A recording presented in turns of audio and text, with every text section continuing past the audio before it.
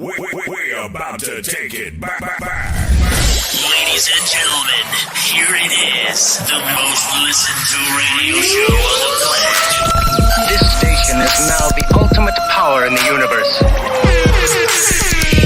Tony and Lee on the radio. Dr. Joe's therapy on the radio. The love doctor going live on the radio.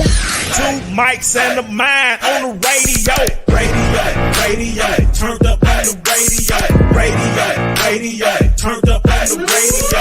Radio, turned up on the radio. Radio, turned up on the radio. Two mics and a mind. Two mics and a mind. Two mics and a mind. Two mics and a mind. Yeah. Oh, welcome to Make a Mind. And we are all here. We back. Yeah. How y'all doing tonight? I am doing great. How are you guys? What is going on over there? I am doing good. I am feeling good. And I am looking good. What more can I say? That's awesome. It's sunny out there. Love, doctor. Oh, yeah. Oh, yeah. Oh, yeah. That's right. This is all happening in real life. It's happening. It's going down. He said it's happening. Okay. Yeah. Yeah. How everybody week, man? Pretty good. I can't complain. Really can't complain. So I can't. This is like a good time of my life. So just riding the wave. How are you guys? Hey, I like that positivity in your voice. Just what's been going on is good because I truly believe this is a good time in your life. Please elaborate.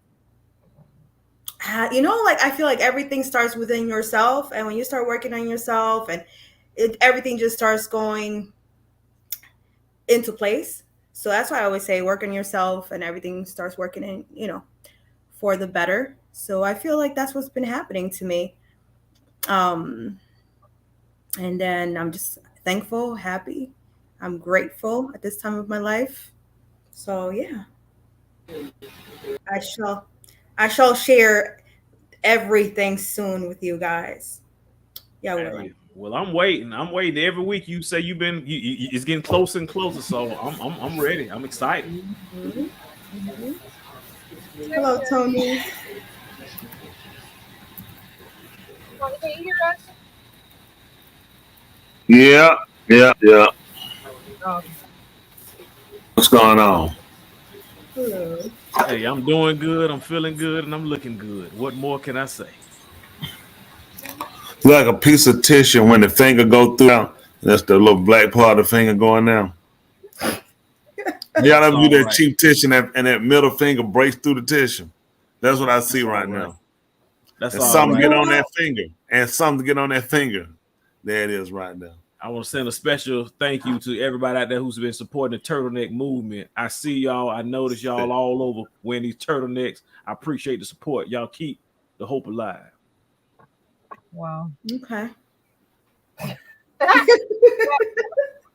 Nothing's better. That's right. Another one. Same delusions. Yes. It's okay. It makes you happy. Yep. You got to do that. Yep. How your week been, Love Doctor? Oh, the whole week has been wonderful. Always good to be broadcasting live from the land of the living one more time. You know what I'm saying? As my grandma would say, while the blood's still flowing warm in your veins. Everything has been going pretty good this week. Been a lot of stuff going on. Y'all be surprised how many people actually watch the show and all that stuff, and how many people come seeking me for advice as far as love coach advice and all that stuff today and all. Yeah, we would be very surprised. They out there. There's a lot of people. I want to let y'all people know is that life coach. If y'all want a life coach, you have to set up for a consultation. I don't just do that. I don't just do that in the public. Folks, they come to me. They find me. Hey, you the love doctor. Hey, come on.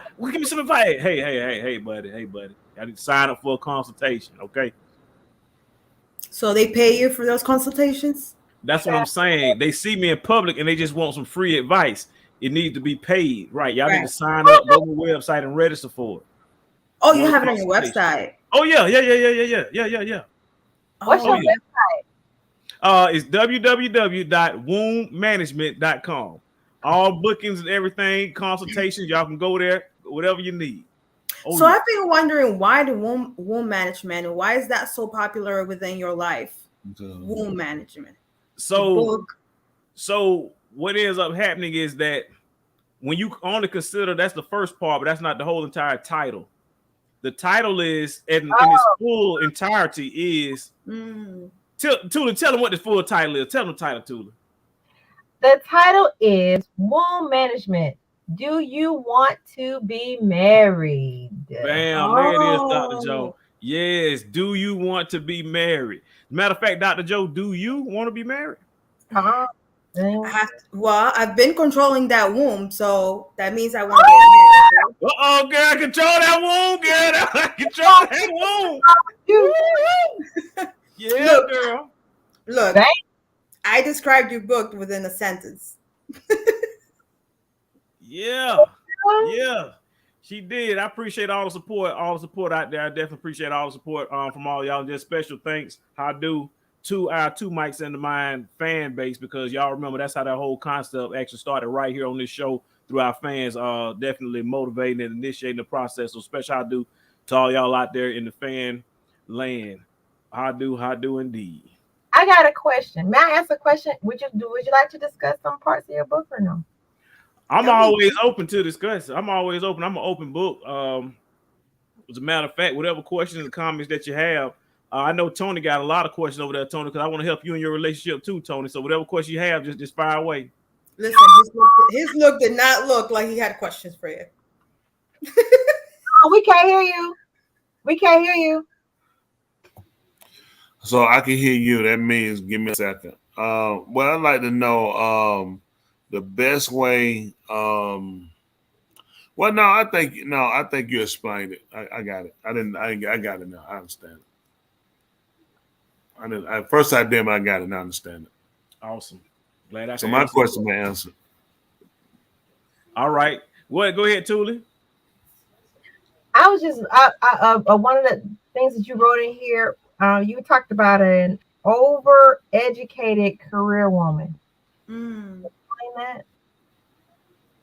Yes, just to make certain, an overeducated career woman is sometimes cancerous to herself in terms of relationships. Oftentimes, when women strive to matriculate to the top, as far as overeducation, they get these advanced degrees, masters, doctoral degrees. Sometimes what they end up doing is they are able to accomplish so much on their own as an individual that they sometimes have trouble with submitting to their counterpart male in terms of a relationship. So what end up happening, these are patterns, it's not with all, but in most common situations, when you have an overeducated woman, sometimes she will highly esteem her boss, while yet she'll totally disrespect her man in his leadership role. So that's something you just got to be privy of. And I definitely recommend counseling, just identifying that. That's all. Oh my gosh. Well, I guess I missed it. I don't know. The overeducation. I don't. What do you think about that? Because it goes directly to Tuli as an educated woman. I'm an educated woman. So what would you say in that regarding that? So be a little more specific when you're saying you're educated woman. What would I say in regards to that? So when does it prevent a woman to be in a relationship when she's educated, and when does it cross the line? When is it a negative thing? So believe it or not, it's more so along when you're talking about in relationships, how you work along with your counterpart. That is when it can possibly be a negative thing. How you work along and interact with your counterpart. Sometimes it can be perceived that because I accumulate a lot of different degrees and a lot of different status where it's on my job, then that means that I'm superior and I shouldn't want to submit to my counterpart in terms of leadership. Gotcha. We just got to make certain that we're conscientious of that, and we just don't let that be used as a tool to actually break up a happy home. Because what the book is about really the solution to a lot of different issues that we have on an individualistic basis. The solution is for that quote unquote black woman and that black man to learn how to cooperate as one, so that we'll continue to be able to pour and invest our time and our nurturing towards that seed or that child so we can bring them up in a better environment with an actual advantage. Because when we're working on an individualistic basis, when we're constantly doing single mothers or single fathers or whatever, the broken homes, that's where it all starts. So we got to make certain we do whatever we can to put those homes back together is ultimately what it's about. Okay. So would you prefer to marry a educated woman or a non-educated woman? And that goes for Tony. Before you married Tuli, is that something you guys were looking? Is that something you consider? She had to be uneducated or educated? What were your I couldn't do it. I couldn't do no with a woman that with a diamond. But you know, I kind of understand what he's trying to say. Again, he made a lot of things plain for me tonight. I mean, and answer a big question I had, and I want to say I appreciate that a whole lot. That has really helped me out. I know something he did tonight really brought a lot of things to light to me to make me really more aware and understanding the things I didn't understand. I want to say thank you for that. You're welcome, sir. Well, I mean, I appreciate it. Wow. Yeah, that's big coming from Tony. Yeah, it is. Not by the educated woman in that. No, I don't agree with that. But he definitely expounded some things to me tonight that really, you know, has really brought my horizon on. I was against, but now after you know what he did, I really am 100% pro for it. Wow. 100% pro what? For condoms. What? No one never needs to make that mistake and create another one of those. So I am definitely now 100% in favor of condoms. You heard it right here on this show. Something was coming up. Yeah. I was hoping after I seen that breakthrough of the tissue, and you know, I said, you know what? Condoms make sense. I think if we can get that picture of him on the condom, more people will be more susceptible to, you know, opening and broadening their horizons to say condoms are definitely needed. So you go ahead and answer the question, love doctor. Educated or not educated? You definitely want somebody that's not a dummy. You want somebody that has information in front of them that can be of value. So what I want to make certain I put stress on is education. Sometimes people have different understandings, different termination of education. Education is not just limited to someone who's matriculated through the government curriculum, academic curriculum. What I'm talking about is more so information and how to navigate through the vicissitudes of life. That's right. I said vicissitudes. Look it up. Okay. So anyway, I gotta be educated to do that. Use it in a sentence. Very true. I just did. Let's see if we can do it more than one time. We talking about when you look up on nothing. Yeah, Tula, but no, ultimately the whole premise of it is that in society, I believe that our youth, we're no longer being, you know, challenged or even being, you know, confronted, or the thought of marriage and the thought of a two-parent home is no longer established in society. We need to get back to that premise. These young men, these young daughters that we have that are out here in the school system that they're going against, saying they can be a pansexual, they can be whatever type of sexual that they want to, and they can explore, you know, whatever they want to. They don't need to have any type of labels. It's to the point where the heterosexual, we're actually losing. The heterosexual, if you're not careful, is actually becoming obsolete. And what I want to do is I want to put the heterosexual agenda back on, because as of today, I have never met one person that was not a product of a heterosexual relationship. Okay. Mm-hmm. Well, you know, with that being said, I agree with the being a proponent for pushing for for the heterosexual movement. That's definitely something that's been more than needed, but unfortunately, it's not something that's been wanted. You know, unfortunately, it's not something that people desire. People desire confusion, mislabeling, misrepresentation. You know, and even with disrespect. You know. Because it's disrespectful for me to go in to say I can be a better woman than a woman born of nature. It'll be disrespectful and damn right insulting for a woman to say that she is just as much man as another man. I think there are roles and there are lines that shouldn't be crossed on either our ends. And, you know, people say, oh, don't call me a B. Oh, he'll say, don't call me a punk. But now everybody's, you know, more or less gravitated to that. And now we got to get people back to a point of, reconciling, trying to fix our differences, our indifferences, so we can, come back together to continue to recreate. That's why the whole world is more or less lopsided and dysfunctional, because the world is calling for dysfunctional behavior. Everything, the thing that most obscene and the most ironic stuff is being portrayed and pushed and given and pressed upon people today, to where things that logically and naturally we wouldn't do and wouldn't even be a conversation. Like years ago, it would have never been a conversation where someone would have taken a broad step on the front stage and platform, say, okay, homosexuals need to be able to be married.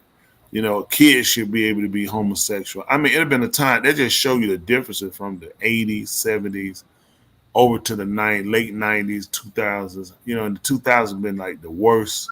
I think this is like the worst time we've had, to where we're at, from, nature, from morality, from, how we are with wars and everything, of the economy, gas prices. This has to be the worst we've ever seen. What is that? Yeah, Biden signs historic same-sex marriage bill at White House. Why wouldn't he? It's not going to destroy more homes of the so-called Negro and more of the more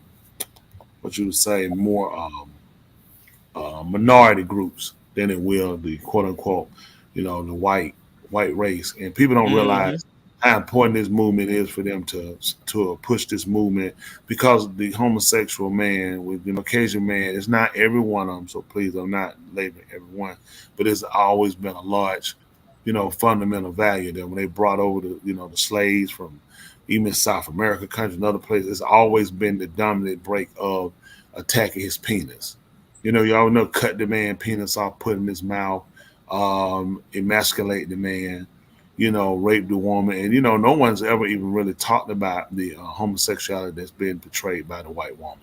It's been as though she's always been the heterosexual woman, regardless through the whole situation. When Roosevelt, not Theodore, but when he was in the White House, his wife was homosexual, and she kept her homosexual mate inside the house with her. What? Yes, look it up.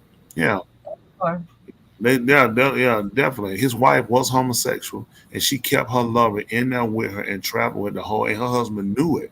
They covered for the quote unquote white woman for years about her homosexuality. Everybody talks about the homosexual white man. The white man, buck breaking was taking a quote unquote black man and then emasculating, homosexual.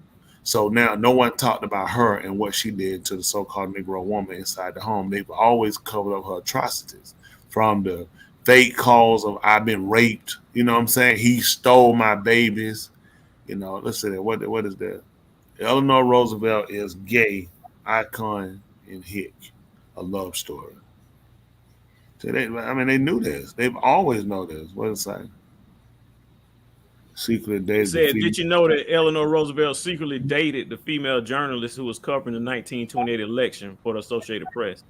Yeah. Neither do most people. Wow. She kept it. She kept it. I did. It's old news for me. But again, it's so much, and that's why this show, as we say, what this other show, is good for the fact that we get to talk about things like this. And this is a subject that's never been discussed. We'll talk about the homosexuality of the tall black man, the homosexuality of the so-called white man. No one ever discussed the homosexuality of the white woman. She's always.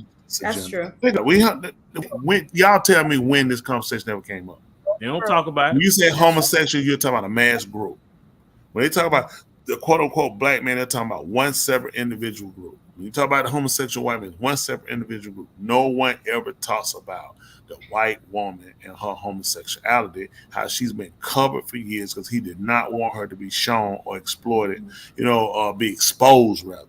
And, Roosevelt knew his wife was homosexual. And so you got to figure, was she the only one, her and the journalist? They've always been there. It's always happened. It's always been known. Whenever it's us, it's always highlighted. Like they said, the quote-unquote black woman there in the White House, press secretary. She's homosexual. First openly homosexual. Was she the first homosexual quote minority in the in the White House? We never talk about all of the white women, white men that have been the press secretary before, and they've been homosexual, undercover, whatever it's been. But that's the society.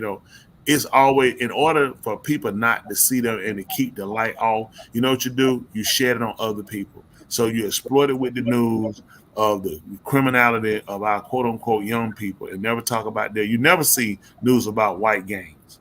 Amazingly, the quote unquote, I know it's kind of off subject, but back to the subject, divert. You always hear about the quote unquote the young black thug, the sagging pants, and all these things. So let me ask you a question. All of the old Ku Klux Klanmen, what were they when they were young kids? The Hell's Angels, the Mongoloids. Are we forgetting about the skinheads, the Aryan Nation, Ghostface? All these are white organizations that are never broadcasted. And when they are, they're celebrated. You always want to show, let's talk about the Latino gang, 18th Street. Let's talk about MS-13. Let's talk about S-13. All these different ones, the El Salvadorian.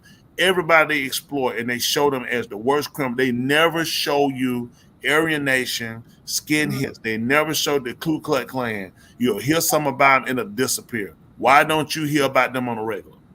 How is it these groups never come up until it's ready to march? What were you doing before you were marching? Got a point. Got a point.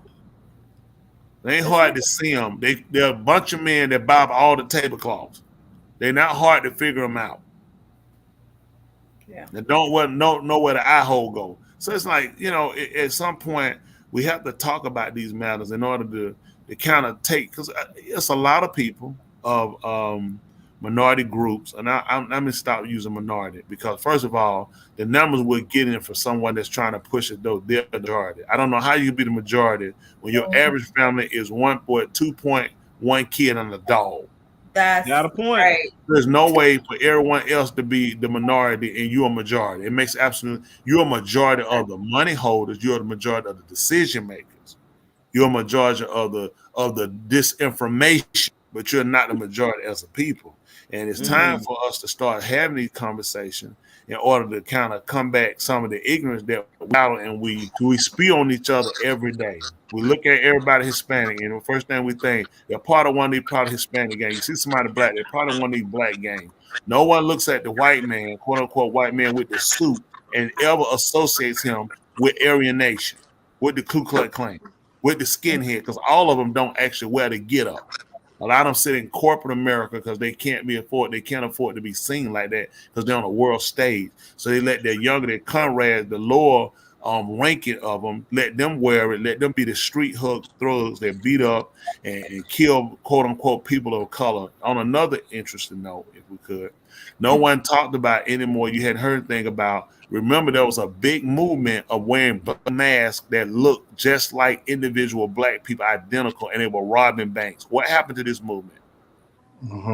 Why haven't we heard anything else about it?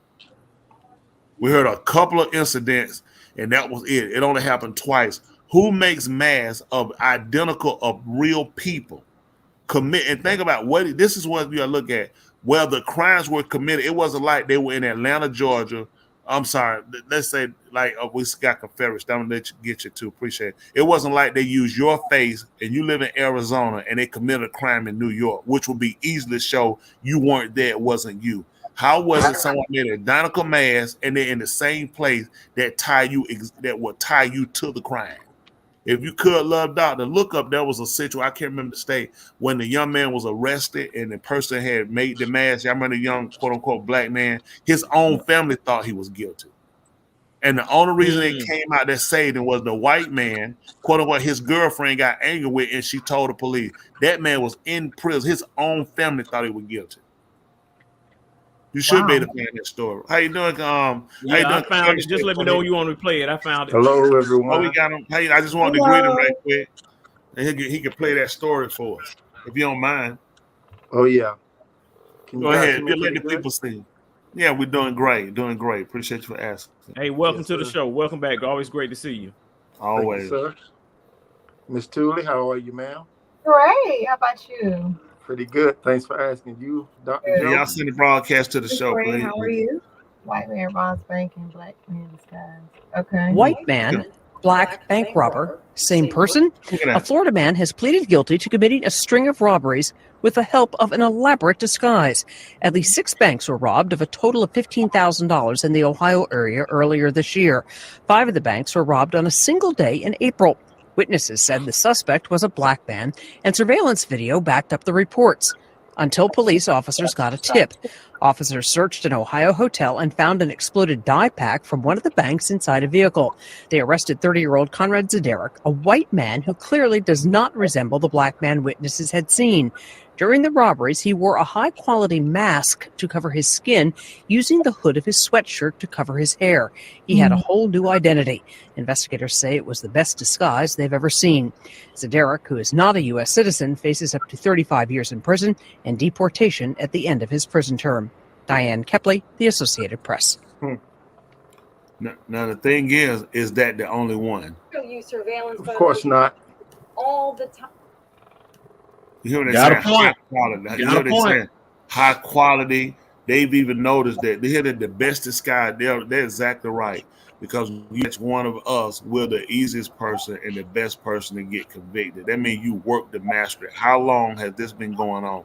Why didn't he could have used other white face? He could use any other face is only to help demonize, criminalize, and to filtrate more of the hate toward the quote unquote black man when you see him to feel he's going to rob you, rape your wife, kidnap your kids, or steal your money, your car. So we walk down the street or in society, all people don't realize the type of pressure that we actually deal with, and frustration. Unfortunately, it's not used in a way to where we work to kind of disintegrate the system that works against us, and more or less used to denigrate or to destroy each other. That's true. Just to add on to what you were saying, that just goes to show you that the phrase that they coined, that all Negroes look alike, is something that has been embedded in the minds of society to make people believe that we always are the perpetrators of any type of crime because we quote unquote look all alike. So I'm not surprised that it was, easy to arrest a person of color based on that, that stereotype. But there was something I wanted to speak on tonight. But before I do, I want to say greetings to the Fantastic Four. I came up with that little phrase there. Miss Tooley, Love Doctor, last but not least, Dr. Joe. I just wanted to give a shout out to a couple people. Minister Bostic, Nephew E, B Breezy, Big Cookie, Cam, Dash, Faith P, Wisdom Simone, MJ Yehudi. The list goes on. So I just want to, tell all them, keep up the tube work. You guys are putting out some quality product, for the listener and for those that are, looking for something to hold on to for inspiration. But yeah, there was something that you guys were talking about earlier, about this transgender agenda and the thing of the bringing homosexuality into the classroom and ultimately into the homes of the American people, especially the so-called Black and brown community. So y'all know you guys are aware of the term MAPS. What is it? Minors attracted persons. So my question is, what is the DMH planning to do, if anything, when it comes to these maps? And then you have in the state of Florida where they instituted the say not gay law they're trying to pass in the state of Florida. So I was wanting to see what you guys' thoughts were on that, because at the end of the day, it's going to affect our young people, our kids, and it's going to affect their mental health, because they're not going to be able to determine what is a male and a female. They're going to be confused when it comes to gender. and they're trying to limit the rights of the parents and guardians, and so it's going to just add on to the confusion that society is already a part of. So my question to you, Dr. Joe, and the rest of the panel would be, why, if we can't call them gay, let's not just call them what the so-called Bible called them, an abomination, and let's see how that goes over with them. If they say that this country was founded upon the principles of the Bible, as they would call it, so what would be wrong with us calling what the so-called Bible called them abominations? In my perspective, this is something that's been happening gradually. So this is an agenda that has been happening gradually. So they're not going to say how things are because it goes against what they want to input in people's mentality, people's minds. So it's already been a confusion for young children. If you tell them that they have to decide what they are at 4, when they don't even know who they are at 4, they're still trying to identify themselves as a child. Right. So it's even worse to identify if you're a boy or a girl. It's just a lot for a child to even understand at their age. So it's just part of the agenda. They're not going to call it how it is because it goes against what their agenda or what they're getting to. I've always say they're attacking our children. And then it's a shame that the parents are being part of this agenda by saying that, yeah, I'm just going to let my child decide what they want to be at 4 years old. It's just ridiculous. So it's just simple to me as it's part of their agenda, and they're not going to go against it. Right. Yeah, because I found it quite alarming to know, because there was something that just happened here in the state of Arizona. I don't know if it made worldwide news or nationwide news, but there were some young adolescent girls that were in a group home, and there was 8 to be exact, and they had ran away, and they were later found out after the intervention of the FBI that they were found in the custody of one of those FDS members. I believe he was one of the high-ranking officials in the FDS. And what is that? What is FDS? The LDS. I'm sorry, the Latter-day Saints. Oh, okay. Okay, and earlier in the conversation, you also said, I think you said DMF. What is DMH? What is that? The Department of Mental Health. Okay. Oh.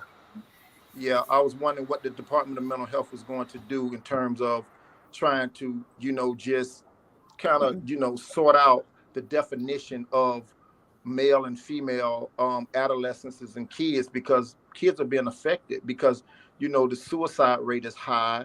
The murder rate of what you would call crimes of passion is on the uptick when it comes to adolescents. And I know, Dr. Joe, you probably can verify that as well, that a lot of teenage boys and girls are, committing suicide because they have same-sex interest with mates, and then they, take their own lives, and not only their own lives, they take the lives of their mate, of the same sex, and then, they kill themselves, or they mutilate themselves, get involved in drugs and a lot of other fallacious activities. But yeah, definitely. But going back to the LDS, they found this man in the custody of these 8 adolescent underage girls, and he had already was a polygamist, and he had children from multiple women. And Warren Jeffries, I believe he was one of the founders of the LDS as well, and he was charged with child pornography and some other really, really heinous acts on underage girls. So you see the trend being paraded in front of us, and then they're not giving us a voice pretty much to speak out against it, and legislation is not doing anything. They're not ratifying any of the amendments. Amendment.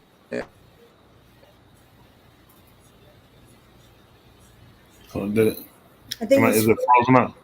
It's frozen out. They say hell in a handbasket. It's already a dumpster fire. Oh, Yeah. did I freeze up? Yeah, Yeah. a little bit, yes, but yeah, to kind of just what he's saying is completely true.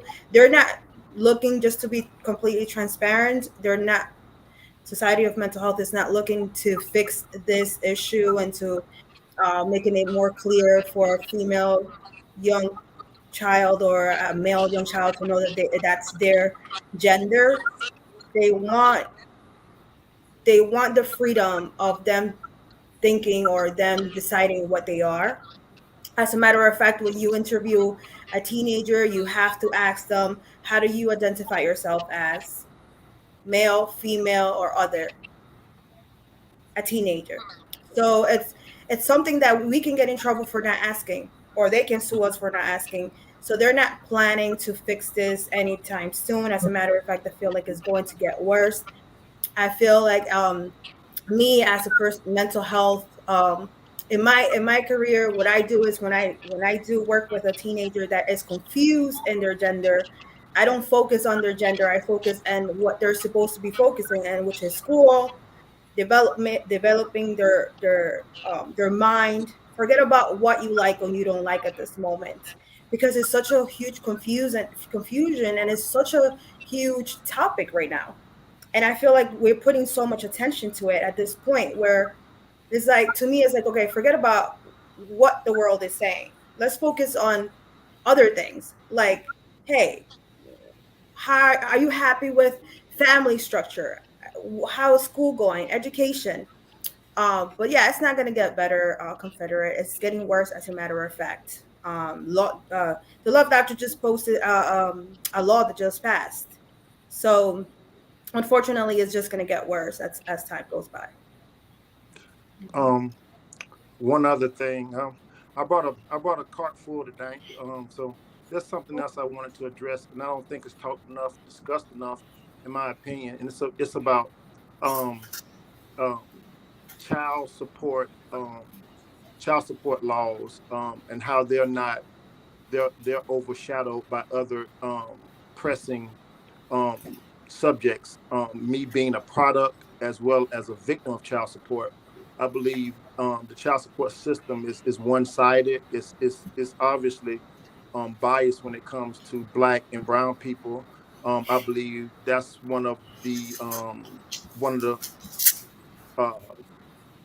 detriments of the so-called Negro, as Love Doctor eloquently says, legislative racism is being expressed through child support. Because when you look at it, even in the state of Florida, when they first instituted child support in 1988, they reviewed it in 1993, and the laws are still the same. And here we are in 2022. And when you have men, specifically Black men or men of color, that have been inputted into the system, and then they get a criminal record, it attacks their credibility.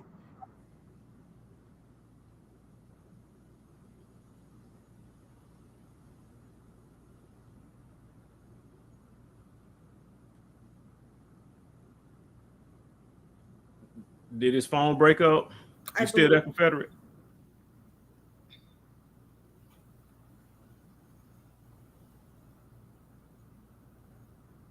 I believe he froze. Yeah, he's still here. I see him. We can't hear you anymore, Confederate. He's moving, so it's live.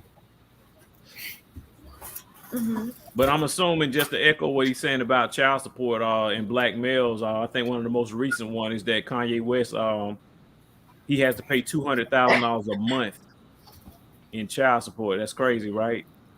Well, in order to make sure that the child, and the thing should be, if that's the case, then the quote unquote white man in America needs to pay child support for all of, the babies he's created, through race mixing. I mean, you think about a lot of us are creators, like even when you look at the different groups of ethnic of Spanish people, which is Spaniards, whites mix, and other people they mix and created Indians, and then it put everybody with so many different diversity. It put us to a lot of hate.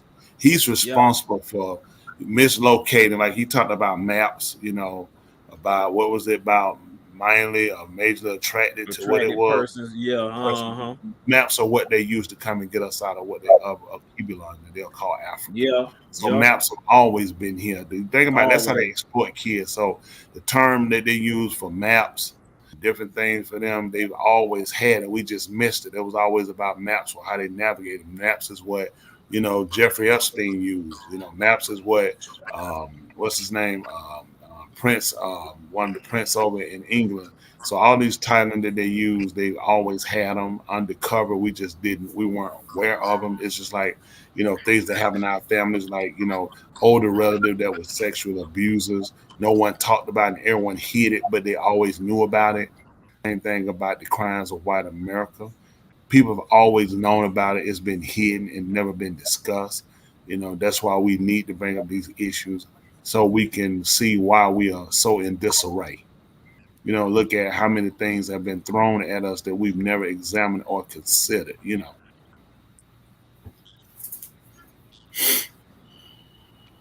With oh, there we are. Can you guys hear me? Yes, I can hear you. I'm sorry. Very low though. Yes, I can hear you. Y'all hear me? Okay, I apologize for that. I'm broadcasting live in the privacy of my own restroom. I got you. But anyhow, I wanted to I also wanted to add about the parents, especially single parents, men specific that you guys can hear me? Yeah. Hello? That's a delay. We can hear your voice, your picture just sitting there, but we can hear you. Hear me? Can you guys? I don't think they can hear me. Yeah, we can hear you. I can hear you. Now we can see you moving. Go ahead. Oh, he can hear. Oh, okay. So anyways, the child support system, it disenfranchises the so-called Negro. It does so much detriment to them that he can barely navigate and function in, society. And then, they hang a cloak over our women by saying that they're not able to have men over if, those regulations what comes to housing and things of that nature. And I believe, they targeted people men of color, women of color for that matter too. And I just wanted to say my hat goes off to Kennedy Walker. I don't know him in person, but I've heard a brief precursor of what he experienced being a single father. My hat goes off to him. I know. No, you think about Cam? Situation similar. Yeah, but no, you think about Cam? Unfortunately, yes, sir. You think about Cam? You said, yes, said, sir. Kennedy, you threw us because I was like, he had some kids. We didn't know about that. You mean Cam? Single father. Cam, right? Yeah, yes, sir. Cam, I'm sorry. Yeah. And so, and then they limit us so bad and they cripple us because they not only do they ostracize you, they take you can't get a passport, you can't travel out of the country. There's just so many different things, that they do to cripple them. And then so it appears that the father's a deadbeat when in actuality he can't support his offspring because they're taking 55% of his income, and then he has to try to live off of that. And if he starts another life and has a blended family and he has to support that household, I mean, it can be done, but the obstacle of trying to get it done it's an uphill battle, and there's no legislation that I know of that sits and advocate for people that honestly are trying, to be the father figures of their homes, to keep the families together, but the system appears to just mutilate, for the lack of a better word, the so-called Negro. we got a lot of work, a lot of correction, a lot of brainstorming, and and a lot of turning things around. I'm a proponent. I do want to say again, I am for the liberation, I'm for equality, I'm for the establishment of so-called Negroes. Secondly, behind my religious affiliation, Oh yeah, which overrides any other physical, that we have to establish our own, become our own nation, self-governing. I always want to put that out. I won't ever, defect from that cause. Most I keep my mind. And it's because these causes have not been met and fulfilled is why we have to have a show about all of these issues that we are currently facing, that we've always faced, that's never gone away, and that will never go away until we move it from the platform of discussion, move it to remedy, and then start to move things into the direction of here's real change. Go ahead. I just want to say that. I have a question for the four of you guys. So what do you all think about this? So we know Clarence Thomas, Supreme Court Justice, right? Clarence Thomas, married to Jenny Thomas. He was one of the culprits of the 1991 scandal with Anita Hill, right?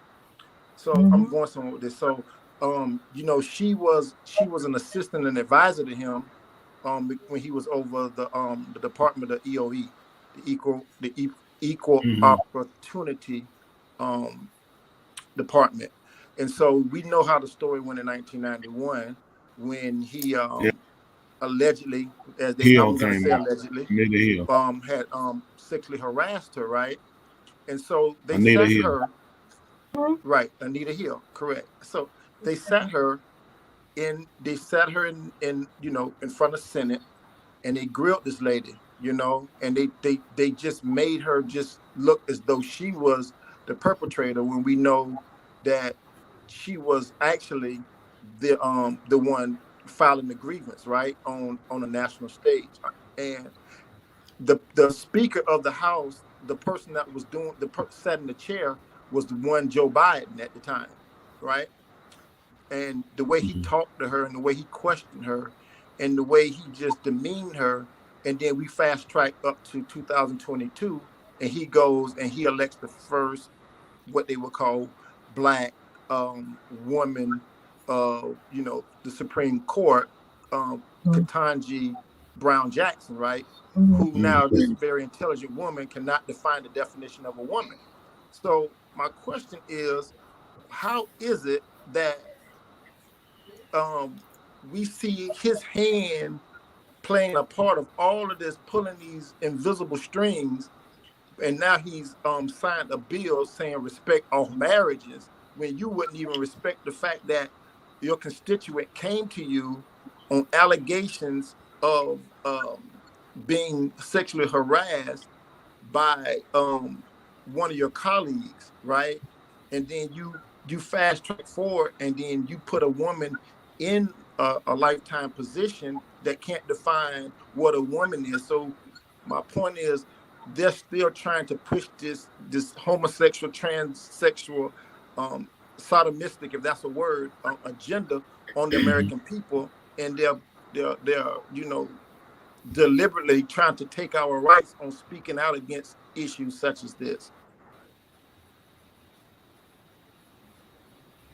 That's the system we're in. That's just the system we've become accustomed to, and it's been a slow process that looked like it's been sped up when it's actually been moving the same pace. We just haven't been, noticing it. They kept it out of the limelight long enough till they built their people up to say, now we can come out. We have enough numbers. We have enough positions to where we can be and we can make changes and we can affect people that don't agree with our cause. And, it's scary, the fact that you can say something that's against the homosexual agenda, and you can be blackballed, banned, arrested, hated, ridiculed. That's your finance, everything. Yet you can imprison, incarcerate, you can murder on camera, insult every day, underpay, undereducate, overinflate situation, and nothing to be done to the quote unquote white nation for what they've done. And it's scary. You can't say the thing about the quote unquote Jewish people, of white, skin tone. But yet, if you say something about quote unquote people of color, the so-called Negro, being saying that they're the original people, and they're hated and ridiculed for it, and they're associated with terror. That's a terrorist act. If you say that they put you on a terrorist watch list. If you say, for those that are affiliated with the Hebrew Israelite movement, and it's unfortunate, but they actually put them on terrorist watch list for saying stuff like that you Hebrew Israelite, you're going to be watched and monitored. But nobody monitors these people. Everybody protect them, and they'll monitor anybody who will say something against them. All I'm saying is give the same care, give the same, afford them the same rights and respect as you do the quote unquote other white nations, ethnic groups. Love Doctor, would you entertain us tonight by pulling up the interview from the 1960s of Malcolm X, his rebuttal on anti-Semitics in the Jewish community? And let's just see what he has give me to a say minute, about look that. it up, and I'll see what I find. And Absolutely. this was over 40 years ago, and this was over 50 years ago, and it still stands true today. But they tried that again. It's not talked about, but he spoke a truth, not a subjective truth, but he spoke an objective truth. And what's sad about that is the fact that, when you use stuff like Semitic, it's dealing with an Afrocentric language, so it doesn't make sense for that a person of color can be anti-Semitic. We're in a bad situation, especially us people of color. And our women, they it seems to be that they're going to be our last line of defense, and they're the most disrespected human being on the planet. They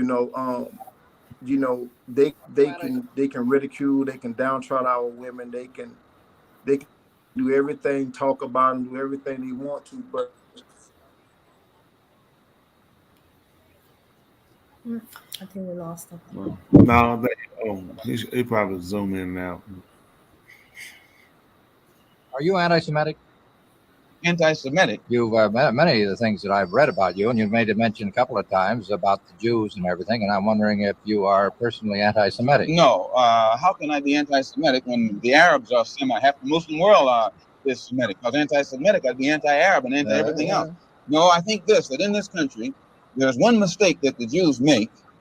They put themselves in a position where whenever anybody gives an objective analysis of the role that they play, they defend themselves by accusing you of being anti-Semitic. And a Negro is not anti-Semitic when he says that the man who's exploiting him in his community is white, because it is a white man who owns all the stores. Now, is it an accident that these whites who own these stores are Jewish? If it's an accident, then the fact that he says the Jew on the corner is exploiting me isn't an anti-Semitic statement. It's just more descriptive of the man who's exploiting him.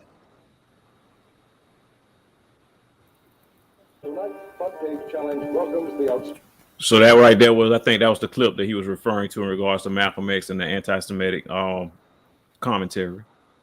He asked me to play that before his phone got off. Yeah, I'm sure he probably still. Yeah. Ooh, sorry.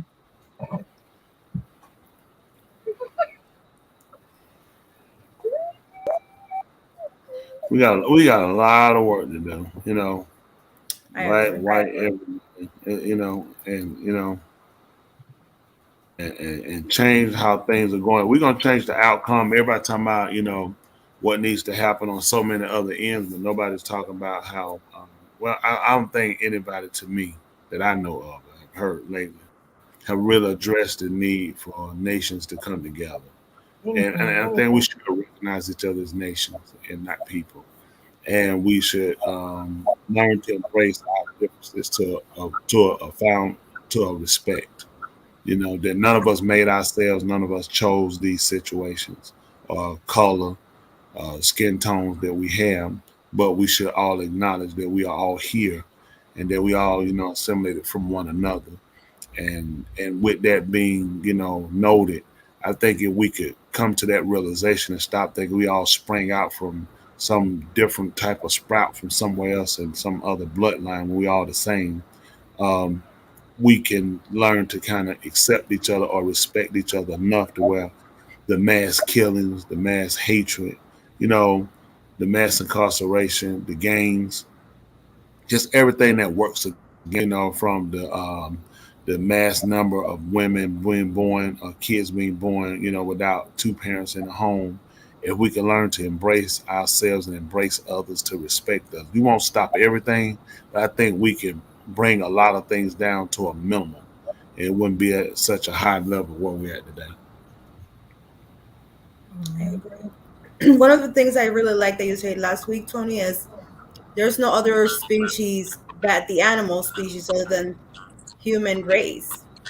And I think working within the home, in order for, because I feel like families need to start working within their homes and start doing better mothers, better fathers, better children, just being better, starting with yourself.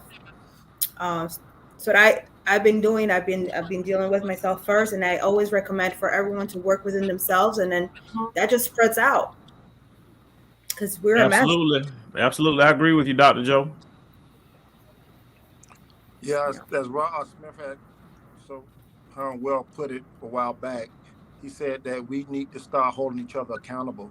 Once we be held accountable for our own actions, we need to hold each other as a community accountable for our actions so we can strengthen our infrastructure. That way we can then spread that abroad and then come and establish ourselves as a nation that we need to be, that we can educate our own, medicate our own, govern our own, and then we can commerce with other nations. But first there has to be a level of accountability and then respect for one another. So I totally agree with all of y'all are saying, but I don't know if my connection gonna go out on me, but I do want to say 4 things. If that does happen, hit that Cash App, hit that like button, hit that subscribe, and hit that share button. This is your neighbor, Confederate State 48. Hob you all. Enjoy the rest of the night. We appreciate you guys are doing a wonderful job. And if nobody else calls y'all the Fantastic Four, I will be calling you all the Fantastic Four from here on out. We appreciate it. Thank you. We appreciate you much. Hard too. You're doing better. I see you don't have on your mask. Immune system getting a little better. No, I'm just in an isolated area. I'm in a controlled environment. When I had emailed you Friday, and I told you that my situation. So unfortunately, I did get admitted into the hospital. So I had to stay for a few days. I convinced them to release me, so I kind of been playing it a little safe on the safe side, so I don't have to to get readmitted. But I will send you over that information when I'm diagnosed with those those things, so that you can get with the holistic doctor and get those things, those products over to me. And I also want to get your information, Ms. Tooley, the Barra products, because there's a list of things I want to be able to purchase from you. And last but not least, Dr. Joe, I had that appointment Monday the 19th. So I do want to get with you before Shabbat on tomorrow.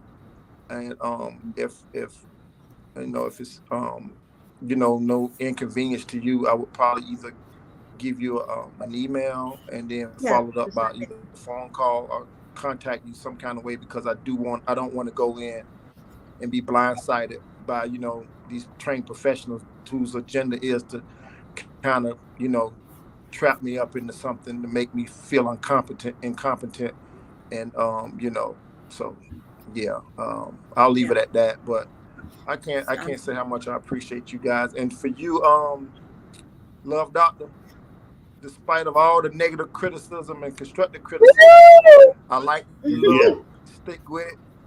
You are the definition of wound management, sir.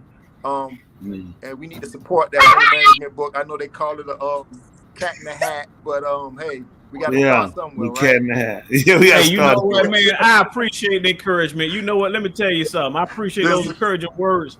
I was just about to give up. I say somebody send me a sign to keep on. I appreciate the sign. You just encouraged me to keep on. I'm keeping it on. I ain't giving up now. Oh yeah, I appreciate it. We put the up there for those that don't who not familiar with Barack products. Before you go, just want to let them know. Yeah, you guys go in there. You can check out the products. The patches, ice pack. I think you say your mother-in-law, your mom uses them for pain. I mean that. I mean that from the bottom of my heart, man. Because you could have wrote about any subject you chose to, but you chose to write about something. I believe that's going to be beneficial to the reader. So somebody said that when women see him, their wounds are definitely safe. Yeah. Yeah. Confederate 48, what would you like to say to all my haters and detractors? What would you like to tell them? Go ahead. That's Big Cookie said that, and B Breezer want to know the definition of what? Yeah. Yeah.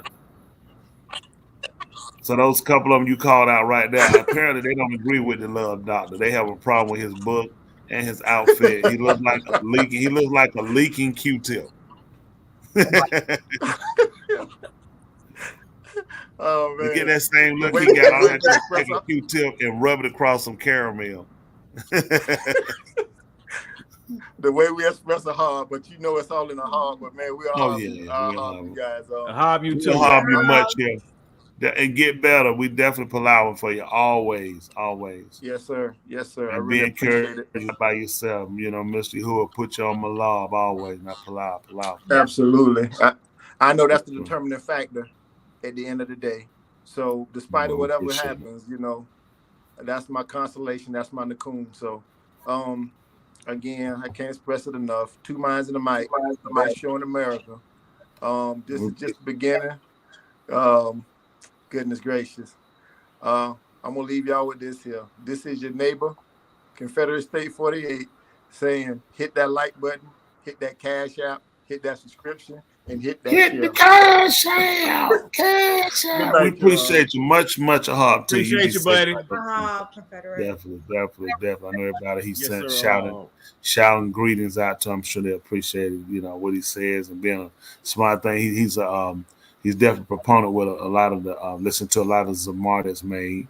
I myself, along with me, when I say some others and myself are also looking to complete some other projects we've been holding off to finish up. Unfortunately, a couple of people have been holding us up, and I will not call Big Cookie and Breeze's name, along with Rotten Jahid. That's his official birth certificate name, Rotten Jahid. Very big component making a mess. Yeah, well, how about that? Well, I'm looking forward to it. I'm looking forward to the when you perform. I think it was Shabbat Yoon. What's wrong with that? I'm waiting for you to release that one because you perform a lot of them. I'm just waiting on the release date. So the sooner y'all release them, just what's the one? I don't know the name of it. But I know you performed it. 2 Shabbats ago, right? Jahid. Yeah. You supposed to release it. As a matter of fact, I don't think you released any of them. When are you gonna release them? I assure you, it's not me. Again, we have to call out something. Big Cookie, breathe it. Jay Rich. Trash. Well, I'm looking forward to that release, and I'm also really surprised. Confederate 48 named a lot of people. He listened to quite a few of them. One person particularly named was Faith P. Faith P. I recently had the opportunity to work with Faith P, Alicia Montz, and Joshua Blakely. And let me tell you, man, they put together a masterpiece. Oh my God! I can't wait to hear that one. You got to put some earphones on and get a buff bag. Who wrote that? Oh, it's something that I wrote. I write books. I write, Zamar. It's something I wrote. Whatever. You finna kill those people. You're gonna kill those people. They're not gonna make it. Why don't you do this? Why don't you just play it? Let them hear it. Oh, you want to hear it? I didn't say I want to hear it. I said, why don't you let them hear it? Don't you want? Yes. Okay. Everyone else, well, I'll go ahead. Because I'm actually prepared. I want to hear them. I mean, let them hear. I'm gonna just listen. Yeah. I'm sure they're pissed. I'm sure they're at home right now, busting their computers out, saying if he do that, he is done. Well, also what I want to do is I also want to give a and get special on the shout out official. to. When the official release date? This was released back in October during the Muhard. Okay, and you released it back during the Muhard. Did you release it? What's your question? Good grief! He won't answer. Back during the Muhard, it was released on ZMR Radio. I don't remember the exact date, but that's when it debuted on ZMR Radio. I don't know the exact release date or whatever. No date on them. No date. People say they want to hear it. Mm-hmm. Oh, they do want to hear it. Y'all want to hear it right now? Well, ladies and gentlemen, I don't want y'all to wait any longer. What I'm doing now, and y'all let me know if y'all can actually hear this. Okay, you'll know. Come on, you'll see. When you see water pissing myself, you just go ahead. Look for water go up. Go ahead, listen. You should prepare me to be used by you. Make me Kaddish with the Munah to see you in Shalom. Yahuwah, prepare me to be used by you. Make me Kaddish with the Munah to see you in Shalom. Yahuwah, prepare me to be used by you. Make me Kaddish with the Munah to see you in Shalom. Yahushua, prepare me to be used by you. Make me Kaddish with the Munah to see you in Shalom. Yeah.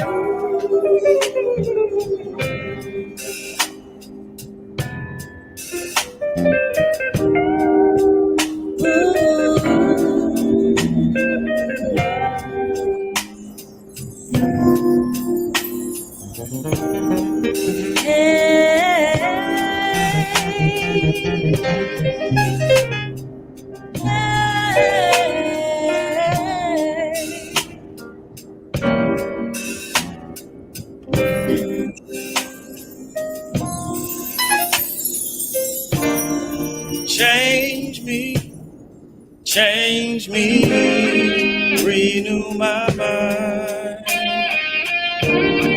Change me, renew my mind. Change me, renew my mind.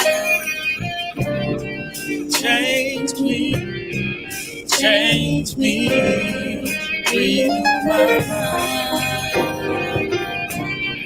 Help me, renew my mind. Help me,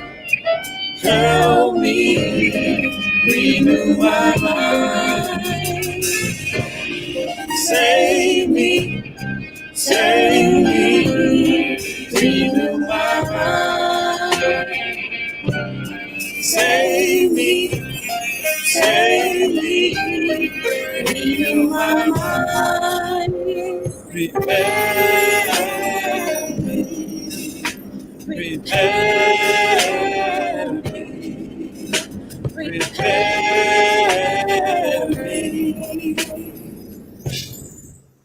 to be yours.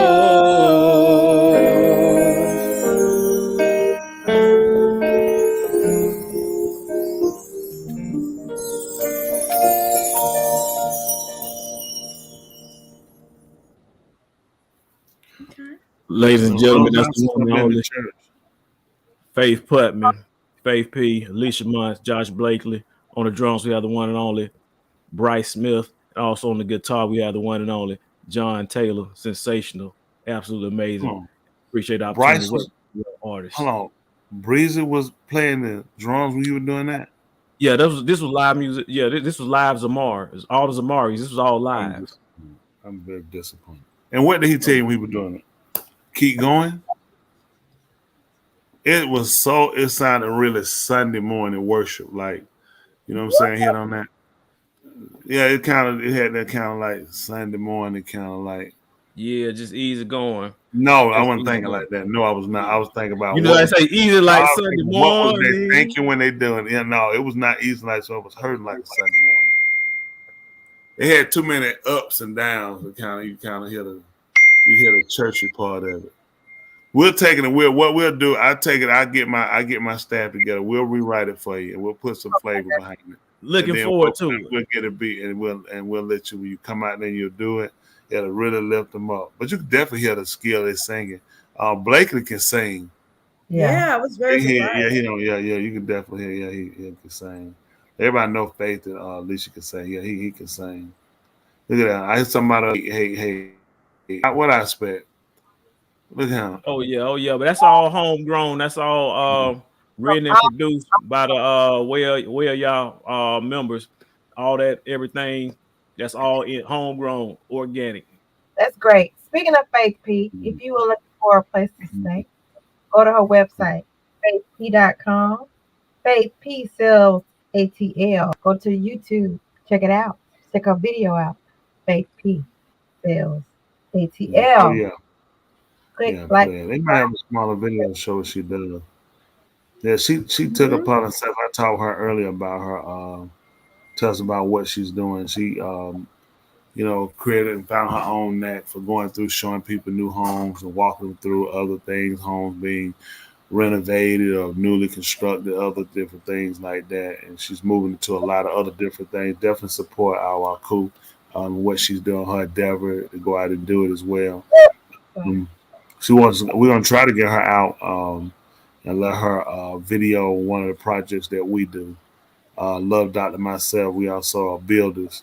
So she wants to come out and do some video on some projects that we've done or projects that we're doing. So, whatever we can do to get out here and get this thing moving around and make this thing happen. And I do want to say again, one of our listeners, he was talking about how white men were being exploited. And how they were being defamed, and that does happen. That's why we need these conversations, because a lot of times, I'll be honest, when you're abused and you're hurting, you'll speak only from your hurt and your disappointments, and you'll forget that there are other people as well. And the governments, I put S, I'm not just leaving it to the American governments, to my governments generally worldwide, have put us out to be so embarked in our own hate or hurt to where we don't consider other people hurting and don't consider that other people are being lied. Just like they showed the video of the quote unquote the white gentleman who had the black mask. Unfortunately, that makes it look like every white man is doing it. That's not actually the case. These are the things we have to talk about and consider. If a person affects me, how not to let that translate into every person in that race. And that's happened, I think, a lot of us on a lot of occasions. If we feel disenfranchised by a person of another ethnic group, for whatever reason, it's easy to formulate that hate toward that whole entire group when there are people of that group that would agree with if you're correct. Even if you're wrong, there are some that would agree. We need to have more conversations like that. How to mend the hurts, how to listen to each other, to get an understanding, say, hey, although we come from different neighborhoods and different cultures, we all want, I don't know any race, what person will want the best for their family. I don't care what culture. I don't care. Don't look at a person for how they're living and say, hey, these people don't want nothing. That's not true. These people have been put in situations, whether through someone who's in charge or who was looked to as to be the provider as a failure and turned into a failure and put them in some unfortunate situation, or because of drug use, or because of just disenfranchisement from governments, whatever it is, miseducation or no education. And then when we see them, it's easy to them and say, see, unlike them, you're doing something, making a difference. I mean, everybody's doing something. It's just giving people the right information on how to do the right thing, so more people can, become empowered economically, health wise. These are things we really need to talk about. To me, if you're gonna change the world, I'm just a proponent. Although the world is on its last leg, I believe it's on its way out. I'm just a believer that if people would sit down, honestly, open their ears and heart, not even your money, and just look at it. Who wouldn't want it? Even a man out stealing, he's stealing because of, there are people out stealing to steal just to steal. There are people that are stealing because they don't have any other way to survive. Mm-hmm. I mean, that's for them, it's a matter of life and death. And if we don't, have these conversations and we don't consider these things, we just typically just bag everybody in together. When everybody's not the same. There are a lot of good people. They say ain't no good people out. You can't trust nobody. So when I say that, am I including myself? You tell your kid, listen, don't trust nobody. Doesn't that include you? And you know what you'll say? No, you can. Let's just think. So you're the only person in the world that can be trusted? Unfortunately, there are a lot of bad people. So many bad people. We give them that. We allow these people to exist.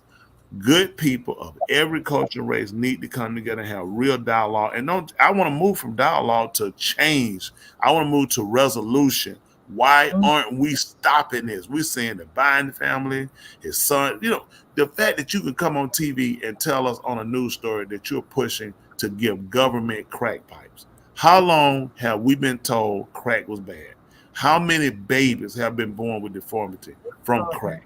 How many neighborhoods have been depleted, destroyed, never able to put Detroit, a city totally run behind crack cocaine and crime? And you tell me the government is ready to give us a Joe Biden, Hunter Biden crack pipe. That is the worst damn slap in the face I think I ever seen. And the fact that people weren't outraged to say enough is enough.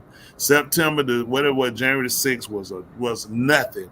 When people should have been there all days telling everybody, get your stuff. Y'all finna get the hell out of here. Y'all not pushing this on us anymore.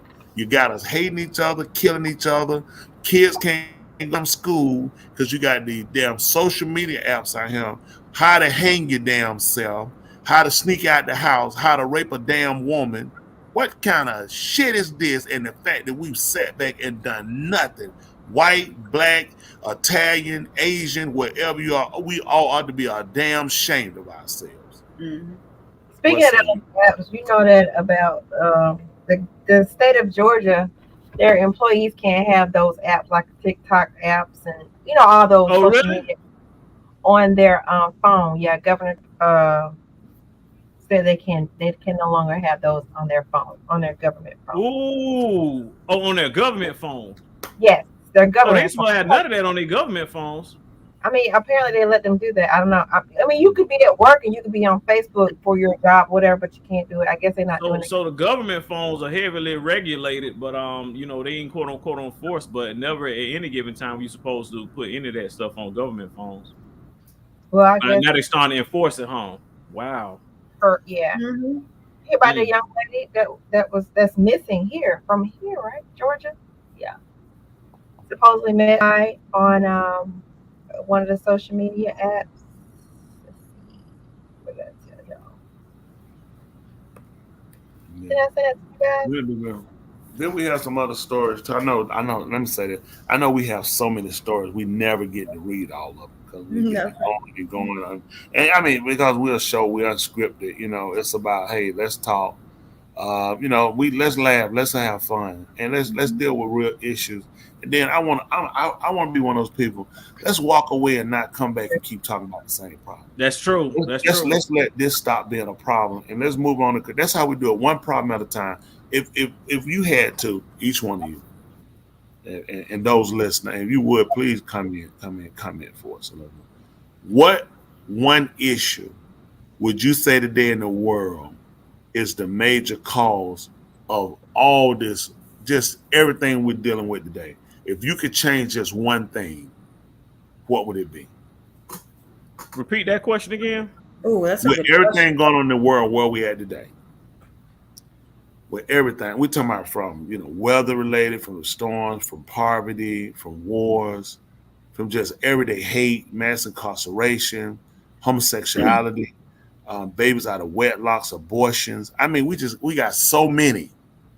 If you could address one issue, change one, only one, or one thing that you could say, implement in that could change the dynamics of everything. Well, y'all understand that question? It was boy. Yes, it's just a very heavy question. I feel like I want to change a lot of things. But one. Ladies, I'll let y'all answer first. Go ahead, ladies. I'll do that. I'm trying to get the question, to be honest. Okay. What one thing would I say that's causing the problems? Well, no, I'm saying one thing in the world, and all our listeners, viewers, I want y'all to come up and tell us if anything going on in the world, what thing would you say you would take out that you feel like will add a better world, or a big change? Just only one. With everything going on today, because think about it, it's so many. If we could attack them one problem at a time, I just want to know what does everybody feel like that one thing is that say, if we got rid of this, if we could stop this, or if we could implement this, I'm a believer that this could better things today. Y'all kind of understand that? Yes, I do. I would say education overall, education in our system, education, just overall. If it's not worldwide, at least countrywide. In our schools, social media, news, just education. I feel like our society is very ignorant to a lot of things that I feel it's been inputted into the Americans on purpose. So I think education. Well, think about worldwide, not just America. Okay. We're talking about the world. I mean, it's still the same. Your answer's still the same. But you're looking at if are we going to say that the problem that we have in the world today is just America? So I think when we're saying one thing that all of us could choose, even me, I'm thinking about that. I see one of our viewers put, I think they put sexual immorality. I mean, because and with doing this, this gives us a chance to see when we all look at it, because eventually, if we don't all be destroyed by it, every race, if we don't all get together and then see, first of all, what do people do? Some people might feel like, I don't think anything's wrong. I don't think we need to change nothing. If we don't know how people think it. Who did? I think you just answered it in what you just said. What was that? What you just said is you said you think we should get together every race. And I think that's the absolute problem. The problem is racism. Racism, white supremacy. I feel as though if you solve that, you'll solve every single other issue that is out there. That is like the main common denominator in all those different scenarios that you did. And my definition of racism is pretty much injustices based on the color of your skin. From the moment you were born, you were assigned a race. And there's a legislative system that dictates how someone is treated based on the color of their skin. So based on the color of my skin, that already is a system that values the house that I live in. It values the neighborhood that I live in. It values the type of education I'm going to get. It already assigns value to the type of social dynamic that I'm going to already experience in all different areas. It dictates what type of labor law, when I'm getting punished by the law system because of the color of my skin, is going to dictate whether the crimes are a lot more severe, so forth and so on. It dictates the sex. It dictates the entertainment quality of being an athletic mindset of thinking the only way I can strive in life is I got to acquire for these to be some type of entertainer, some type of athlete, all these different types of things I can accomplish. Labor, my employment, what I need to do and address myself in interviews. There's so many different ways. Even my religion is given to me based on the color of my skin. And there's always someone that's in a dominant position who's known as the dominant society of the white supremacists. They're the ones that's always dictating. govern if I can have a business, if I can have a license, whatever I can do with my life. They dictate on a global scale of all different categories I can think of. What you think about it, Tula? Because you asked a great question too. I'm curious, what's your answer? I actually would. I agree with Jessica. Sexual immorality, and I think when I think about that, when I saw that, and I thought about that, and I said, I was just thinking about how sex is linked to so many things, child rape, porn, out of wedlock, pedophilia, people going outside their marriages, sexually transmitted diseases.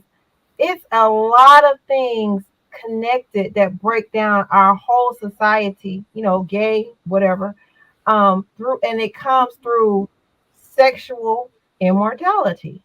That's so true. I definitely would say that it leads to a whole lot of people selling their bodies for something, selling out, not harassing people. I mean, sexually harassing people in the workplace, bringing out good people. Well, not if they did it, but bringing out innocent people, killing. What do you call it? Even in a like you said in your book, even if a step family, okay, touching a child, it goes back to child molestation. But I definitely agree with, if you look at all the branches of sexual immorality and how it has a big, I think, in my opinion, big impact on the way society. Yeah, that's worldwide. Jessica, if you hear us, join in. Yeah, she say yes. My thoughts exactly.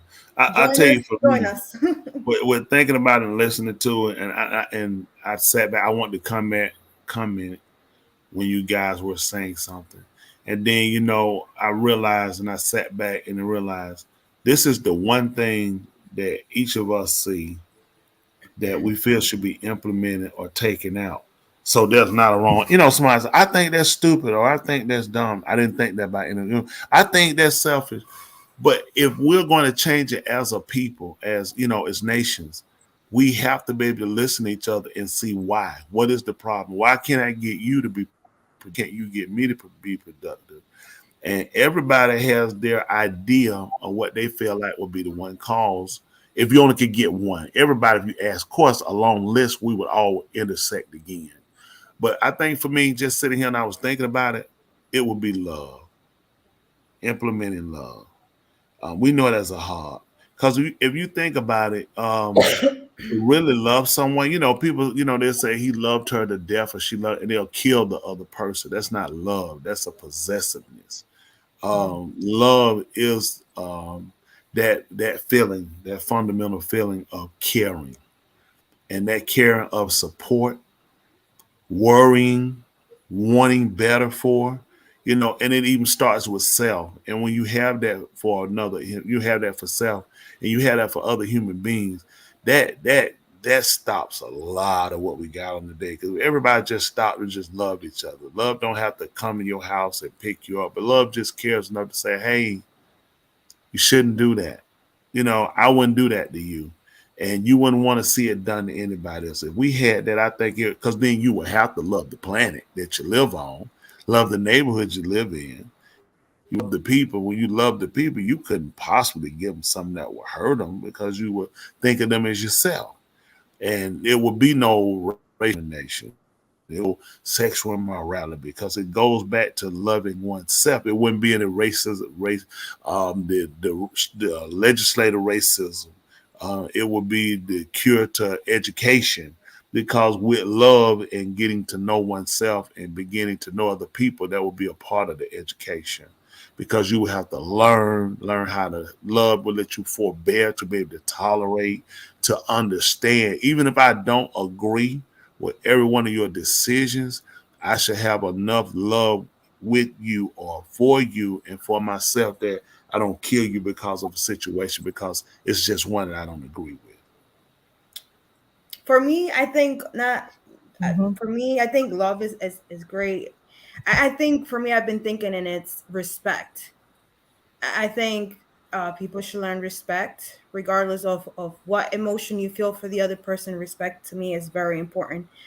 So for me, it's respect across the world. Oh yeah, without a doubt, without a doubt. The news stories, it's always something more terrifying, more horrific than anything if you heard. When you think you've heard it, Yeah. there's something else. Like I think it was not last week, week before, Love Dot, when you played the clip about when the gentleman had killed his baby mother and killed the daughter and tried to kill the son.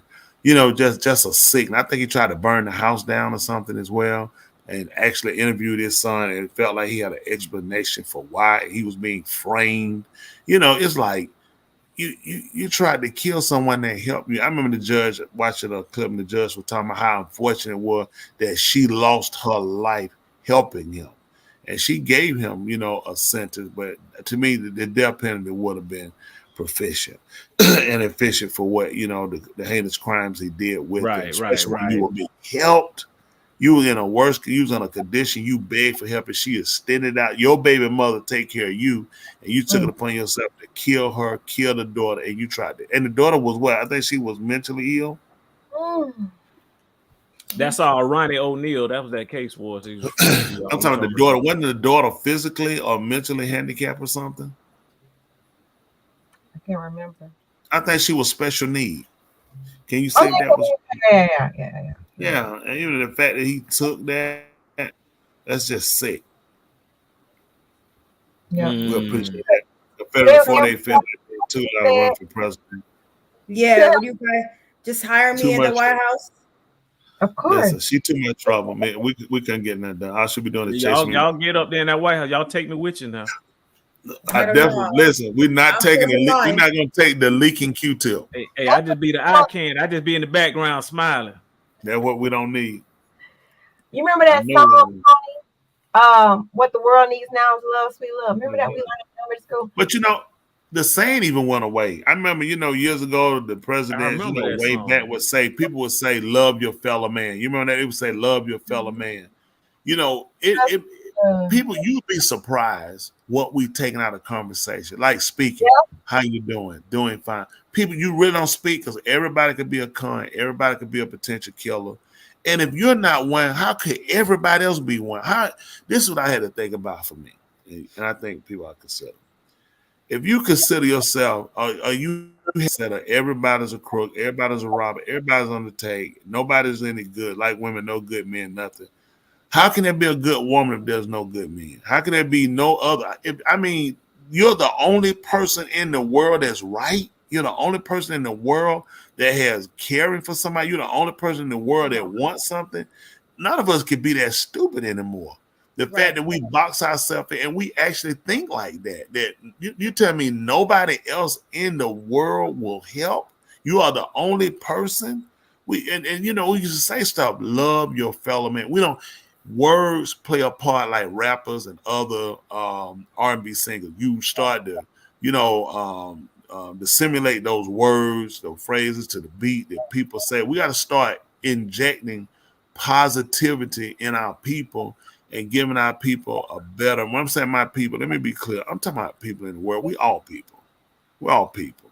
I don't want to disconnect from anybody because of race. We all people, my people, the world. The world is my people because we all have the same earth. Everybody that was born here on this earth, I want to call you my people tonight. And that's how we got to start thinking of each other. We have different religions. We have different shades, different hair textures, different looks, different heights, but we all people. We all each other people. And I think if we can start speaking more positive to one another, it won't stop everything. I don't want to live a lie, but just somebody. Think about if each one of us could get somebody else to smile, get somebody else to think and say, you know what? I never thought about. I feel like I'm a good person. Sure, I'm not the only one. Let's go through. We don't have to, we're not opening our wallets. We're not going to stop our car and open up and say, hey, jump in and ride. We're not there. But we can at least look at it. Don't have to worry about me opening my door to snatch you and pull you in and hurt you. You don't have to worry about me taking them. You already don't have, you don't worry about me taking nothing from you. If I got a little extra, I could give it to you, and it ain't gonna hurt me to take nothing from it. It cost me my life. I don't mind doing that for you. You know, it's things we can do. It's stuff we can. People keep talking about. We hadn't done. There are things we could do. Just a simple speaking.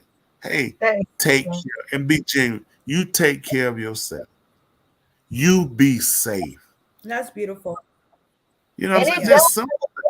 And when you do that and you are sincere about it, people, their reaction is really priceless, because they're like, "Oh, hey, how you doing? Oh, I'm good. You know, it's like that their response to how you say it, that's rewarding. It's rewarding for me. You know, something else. I was thinking about a song years ago. Call me if you need someone to talk to. Call me, satisfaction, no shoot to myself, but just talking about though. Who sang that song? I've been watching you. She gonna say, boy, girl, and I got what you want, got what you need. Yeah, I forgot who made. I'm sorry. No, don't play that one. No. Then she said, but your girlfriend, a friend of mine. Tuli, yours about what the world needs now. Tuli, I appreciate it. My mind. That don't play that one. My number and call me anytime. Oh yeah, she went off. You set them up, baby. I just thought about what she said. I was thinking about that if you need somebody to call me, but then as it kept going, that song won't work. You see how that message changed. Yep. I mean, that message was a bad message now. But you know how they say you grab the good stuff and then you let go of the bad stuff? No, that's poison. That's poison. If a little bit of poison in that plate is gonna kill you. You know, a song that was good for a long time. Well, it went, we changed. Lean on me. Yes, sir. When you're not strong, timeless, and I'll be your friend. Right. Where y'all at? That timeless. I'll help you carry on, for it won't be long till I'm gonna need somebody to lean on. What you gonna do? You just call on your brother when you need a hand. We all need somebody to lean on. I just might have a problem that you understand. We all need somebody to lean on. Yeah, that's it. I was wondering why I love Dr. singing like that, but that was terrible. Had to out sing the curve, but that's what we got to do. But you know what you're saying, Tony. It's and what Tuli said. It's so true. You can change. Appreciate you, good man. Somebody's perspective within seconds. You're like, hey, good afternoon. You know, I've heard someone that said that good afternoon changed their mind from committing suicide. Oh, so wow. Your attitude can really change somebody's mentality within seconds. You know, just love everything. It's beautiful. That's true. It's beautiful. That's true. Yeah. That's true. A prime example what happened on this show earlier today when Confederate 48 was on there. He spoke some encouraging words of life into me when he just complimented me on my wardrobe and told me to keep on. He just came in there. I thought about giving up, but a man can be 100% right to do one thing and be 99. Right now, on Confederate, we'll have you 99% with me now. You was 100, but once you went with the leaking Q-tip, you lost that 100%. But that 99 is strong now. Come back and get that 100 soon now. Y'all hilarious. What else we had in the news too? Yeah, Tula, there's a lot more going on in the news, Tula. Okay, well, tell us then. Well, you sent over a few articles. Well, we had really good. One that I seen in particular. But before I share mine, did you want to go over yours, Tula? No, go right ahead, sir. All right.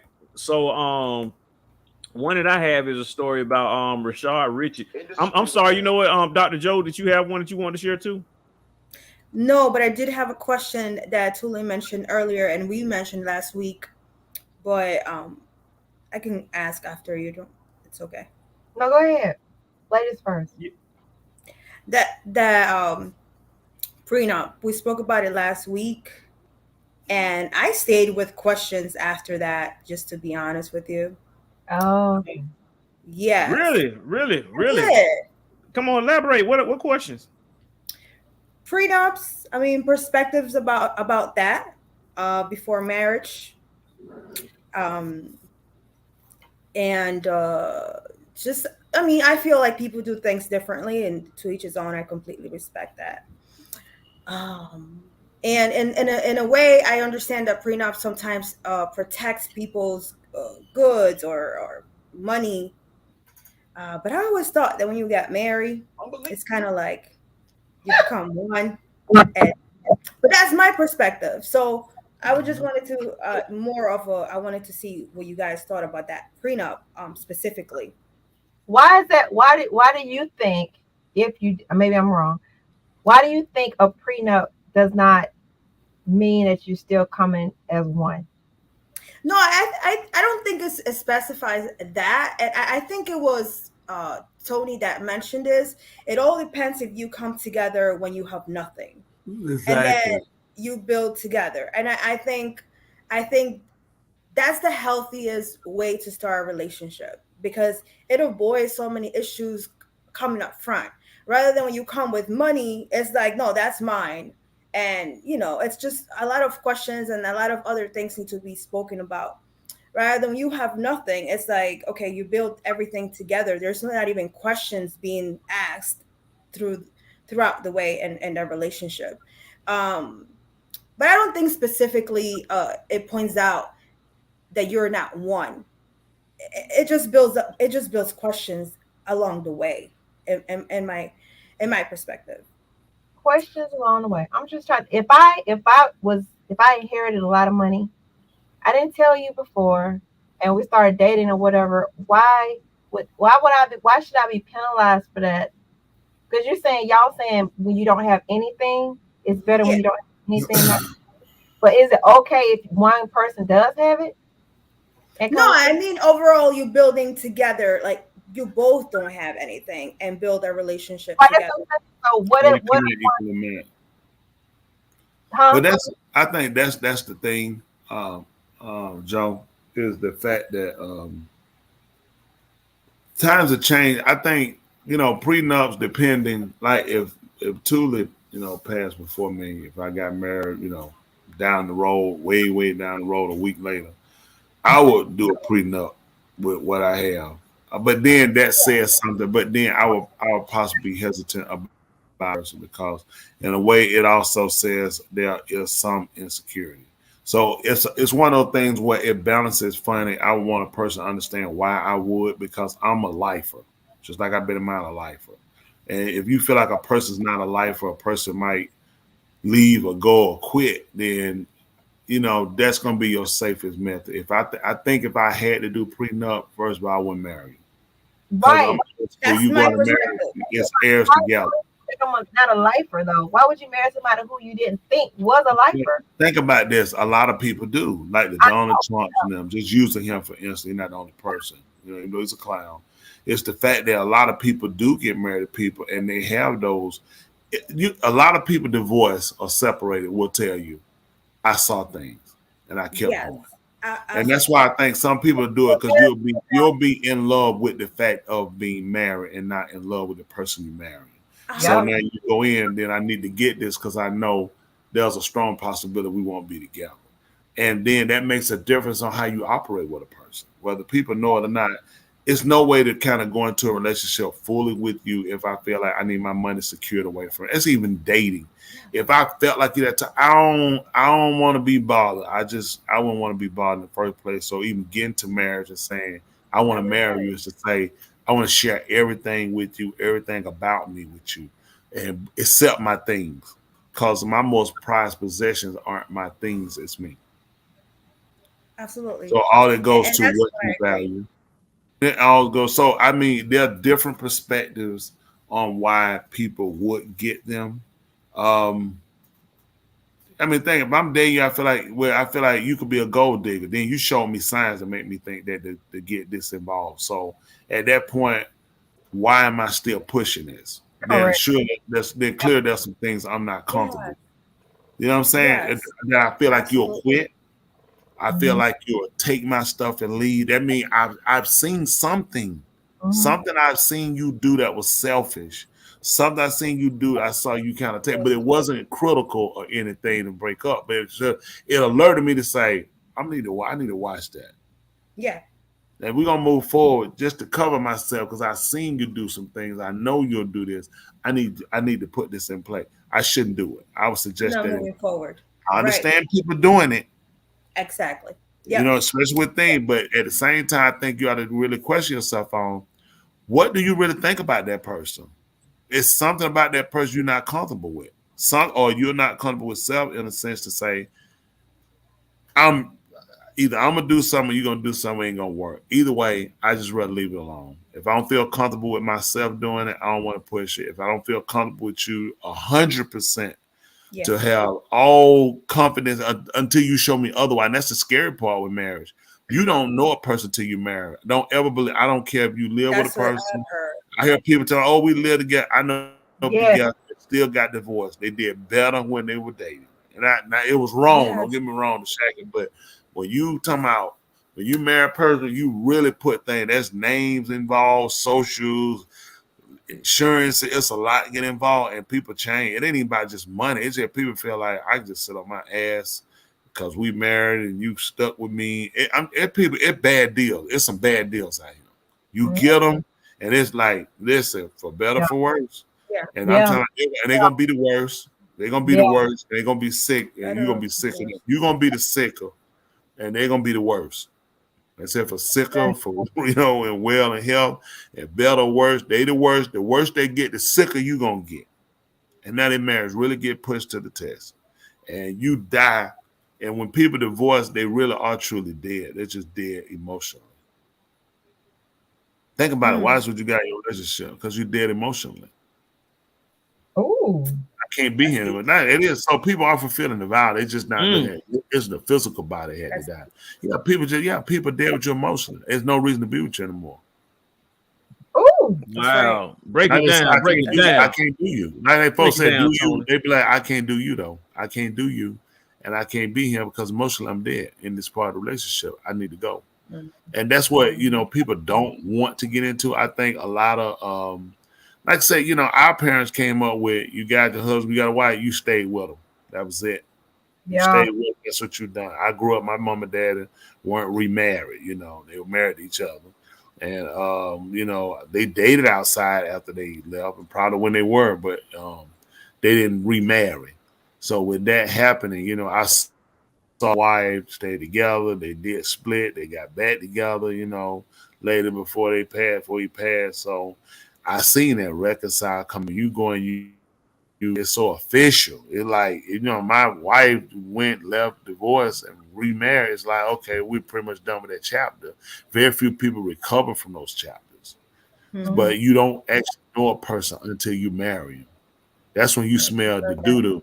Whenever they go to the bathroom for like her, I never smell her badootie. You walk down. Don't do that. Listen, for days. It lasts for days. It crawls in the toilet. Listen, the fingers stick in the toilet. Right here. And listen, the turds have a booty and they poop. Have your turds poop? So she hid it. Oh, I don't use the bathroom. All that. Oh, I don't go to the bathroom. I just be, I don't do that. Oh, she told me. I remember I asked. I said, listen, now, I don't do all that, back and forth now. I tell her when I say something. She said, that was she said. You the man. Whatever you say. That's that stuff that's still a man. And it played me. It played me good. I ain't learned later on that helpful was just trying to get married and trying to be so she could run down like she was Avery. I's married now. I see that I's married. Yep. See, because like a lot of women do it. Believe it or not, a lot of women get married for the fact of being to tell their mom them they grown now. The mama still see them as a little girl, no matter how old they are, until they get married. Then she look at mom. Okay, mom don't say you're a woman till you marry. She said you're a woman now, or you're a real woman now, or you're a field woman because now you married. It ain't right. They look at you differently when you married. They look at I gotta take hands out. You married now. You in my arena. Mothers never look at you in the arena until you married. That's right. Because now you got kids, you got a husband. So you know what I do. You know what it is to be a mother. So that makes that, and a lot of time I think women do that to get that gain respect to their mother. And no doubt some guys probably do it to get it from their father. I didn't get married to gain the respect from my father. So, Dr. Joe, I'm curious, are you when you say you're curious, this is not sexualism. I'm just asking because there's a lot of stuff going on here with the acronym. Wow. You know, people say I'm curious. Now, when a man stops and they say I'm curious, you gotta ask yourself about what? What are you curious about? Exactly. Now tell us. No, I was gonna say, wow, that's hilarious. The legal system, the way they have marriage worked up now is if you get married, there's automatically a prenup that you get. There are no marriages that don't have prenups. The only things you do is you have a choice whether or not if the state gets to select what happens if y'all divorce versus you can decide what happens if y'all divorce. So it's all prenups are built in all marriages, all licenses nowadays. So just so that you know that, Dr. Joe, they all got prenups. It's just you get to choose whether you want the state to select how they divide stuff, or if you want to individually divide stuff. That's true. I think that should be done. I think that should be done automatically, unless, and I think it should be say if Tula and I had agreed on, okay, anything happen, it's 50-50. And say something happened, and what happens is, I've been molesting kids. Just using that. Should I still get 50-50? And say one of the kids were her niece or somebody, or a nephew or somebody. You know, I'm just using something that's an extreme one, but I think in some cases it should be void. You should lose everything. Yeah. You know what I'm saying? In that case, not if, okay, just say something happened. I had an affair. People do it all the time. I haven't, but people do it. Does that mean I lose 50-50 of what I work for just equally, if not more, just hypothetical? Should I still be entitled? And you guys tell me and I listen.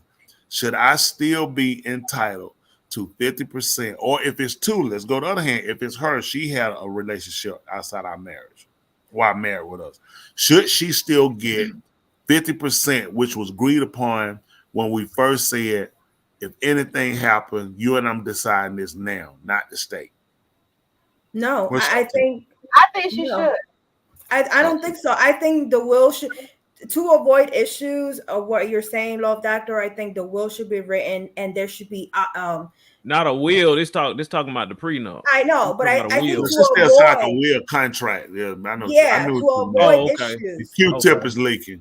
Yeah, just in case anything happens, a will should be written with the married couple and with the married rule. Yeah, long as we're inside, long as the confines of marriage, we don't get along. We just can't communicate bad financially together. There are reasons that people do divorce beside. Now, some people, infidelity will come in because of the lack of communication. So that will be the first rendering part of the breakup, but you just didn't see it. But it'll really come down to breaking up when I find out you with somebody else or you find out with somebody when really the marriage broke down before that point. Yeah. I stopped taking time from you to go put it somewhere else. The marriage was already depleted. Yeah. And those are things you had to. So if I would say put in the contract, okay, if we see we can't communicate, this is before a relationship happened. Right. This is before any of us can get in that. We agree that, but if I get to the point that, you know what, hey, I don't think this working. I think you feel the same way. And you know, and we agree, you know what? And I want to be with somebody else.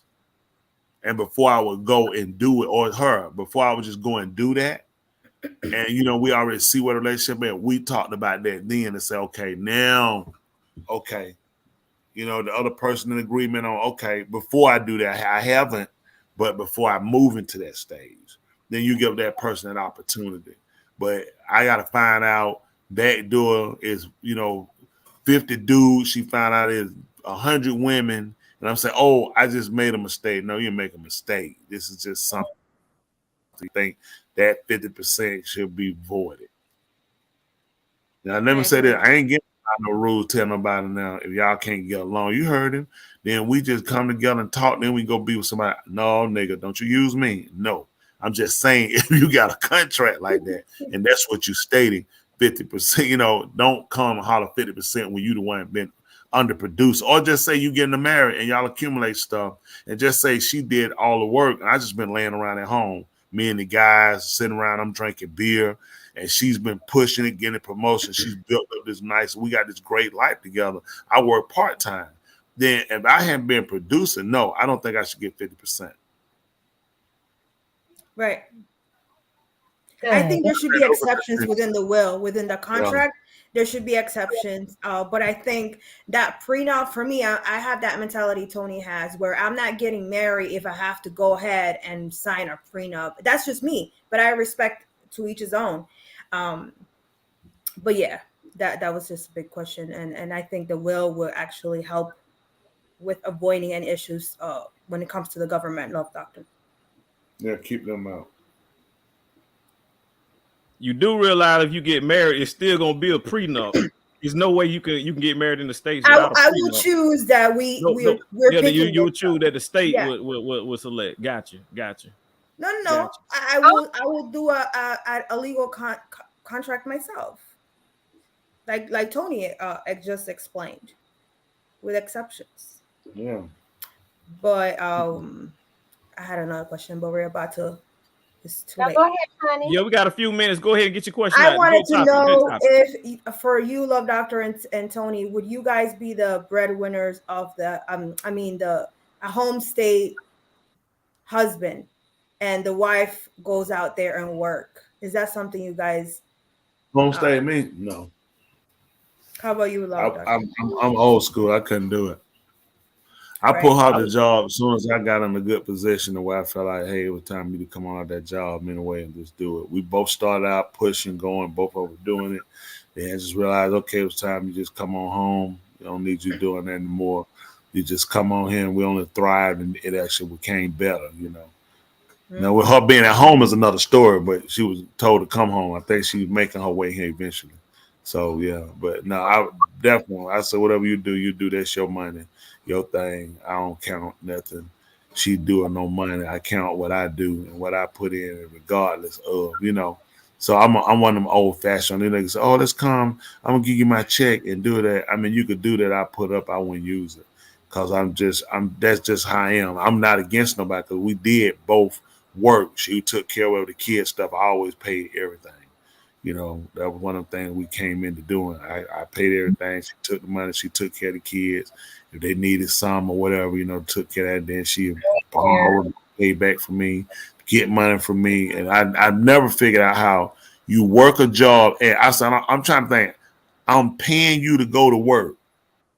And I realized this is a bad system. Well, they had the finest of cheeses and wines. Well, that's why. Okay. According to her. But that's how has she ever been caught by her kids stealing from her kids? No. Wow, Thule, have you ever been caught stealing from your kids? No. What?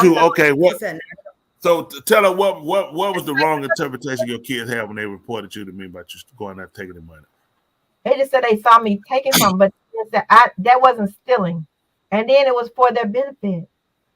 I ain't doing it for me. You hear that? By myself. Can you imagine that? I come snatch your pocketbook, and I'm not doing that for me, Doctor.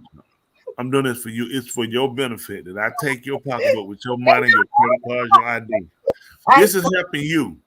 Now you're a therapist. This listening. This one, you know they sick. Go ahead. I explained it. They benefited from it. It wasn't for me because I didn't need it. I mean, and you were supposed to give it back to them. They said they never got it. They did. Okay. That shirt, that polo shirt, those not. That's my mom used that. Tell you I gave your money back when I bought you something. If you leave with money, don't buy me now with my money. Let me buy mine with my money. You just buy what you've been buying that. Don't pay that when it's time to pay the money. That is low. And I had bills, still got bills. Bill's still here. I must have married a man named Tony and a man named Bill because Bill is still here. Wow. And I ain't gonna fight Bill over you. And this, guess what? And I ain't finna fight Bill over you either.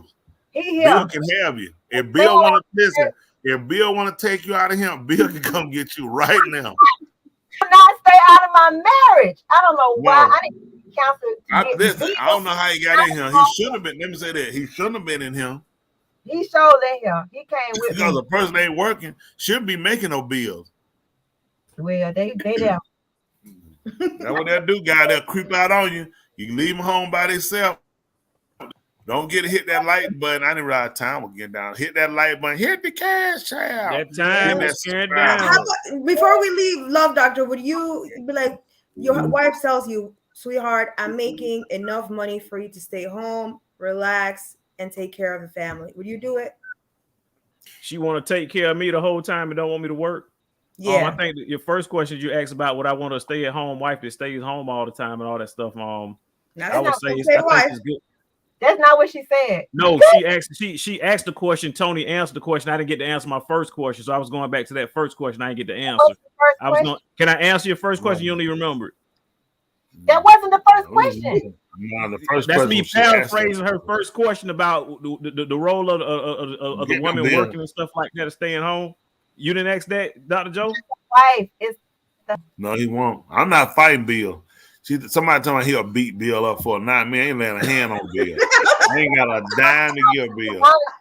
Don't put my hands on Bill. Bill will sue me, and I will be paying Bill. No, I'm not putting my hands on Bill. He does not acknowledge Bill at all. Hey, you can have a Bill. My hands out of it. I'm sorry. Go ahead, Weno. I don't even remember what the question is now. Would you a successful woman that can take care of everything until you stay home?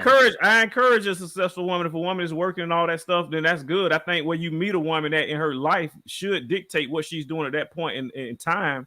That dictates about who she is and what she's been doing. It would be more skillful if you meet a woman and she was doing absolutely nothing. You'd be like, wow, that would be more concerning. So if you have a woman that does have drive and ambition, I think that would be great, and together we could work together to do whatever we can to catapult that.